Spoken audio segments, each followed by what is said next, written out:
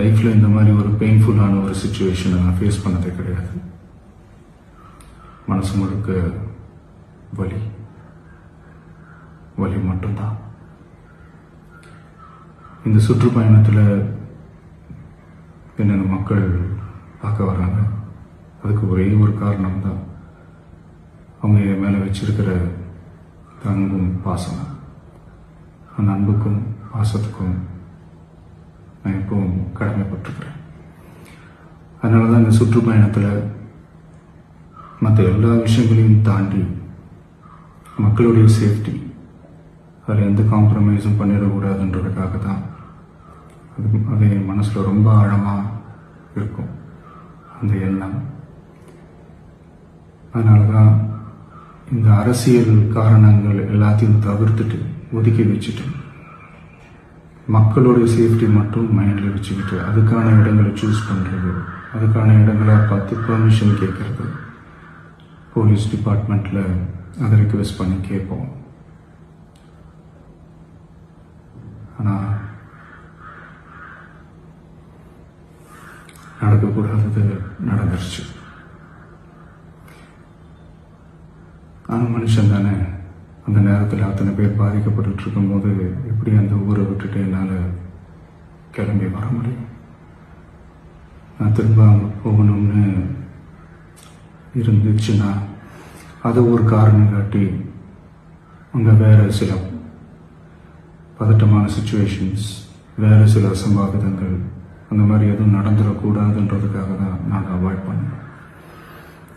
இந்த நேரத்தில் சொந்தங்களை இழந்து தவிக்கிற இத்தனை குடும்பங்களுக்கும் என்னுடைய ஆழ்ந்த இரங்கலை தெரிவிச்சுக்கிறேன். எனக்கு தெரியும், என்ன சொன்னாலும் இது ஈடையாகாதுன்னு எனக்கு தெரியும். ஹாஸ்பிட்டலில் ட்ரீட் பண்ணிகிட்ருக்கிற எல்லாருமே சீக்கிரமாக க்யூர் ஆகி வரணுன்றதை இந்த நேரத்தில் நான் வேண்டிக்கிறேன். கூடிய சீக்கிரமே உங்கள் எல்லாரையும் நான் சந்திக்கிறேன். இந்த நேரத்தில் எங்களுடைய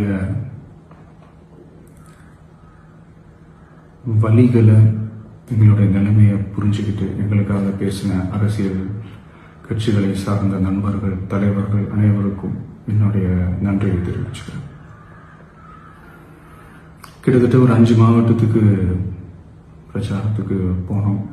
இந்த மாதிரி எதுவுமே நடக்கல. ஆனால் கரூரில் மட்டும் ஏன் எப்படி நடக்குது, எப்படி நடக்குது?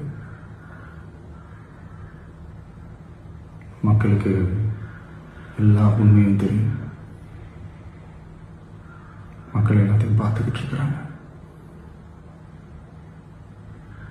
கரூரை சேர்ந்த அந்த மக்கள் அந்த உண்மையெல்லாம் வெளியில் சொல்லும்போது எனக்கு கடவுளே நேரில் வந்து இறங்கி அந்த உண்மைகள்லாம் சொல்கிற மாதிரி எனக்கு தோணுச்சு. சீக்கிரமே எல்லா உண்மைகளும் வெளியில் வரும்.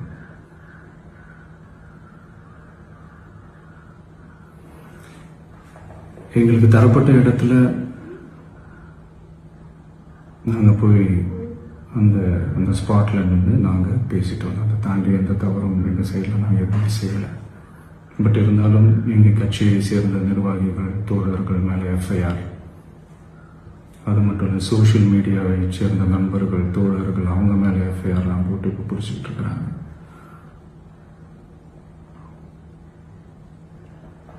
சிஎம் சார், உங்களுக்கு ஏதாவது இந்த பழி வாங்கணும் அப்படின்ற எண்ணம் ஏதாவது இருந்துச்சுன்னா என்ன வேணாலும் பண்ணுங்க. அவங்க மேலே கை வைக்காதீங்க. நான் ஒன்று வீட்டில் இருப்பேன், இல்லை நான் ஆஃபீஸில் இருப்பேன். என்ன வேணாலும் செய்யுங்க. நண்பர்களே, தோழர்களே, நம்மளோட அரசியல் பயணம் இன்னும் ஸ்ட்ராங்காக, இன்னும் தைரியத்தோட கண்டினியூ ஆகும். தேங்க்யூ. உள்ளூர் செய்திகள் முதல் உலகச் செய்திகள் வரை தெரிந்து கொள்ள மதுரை முரசு சேனலை சப்ஸ்கிரைப் செய்யுங்கள்.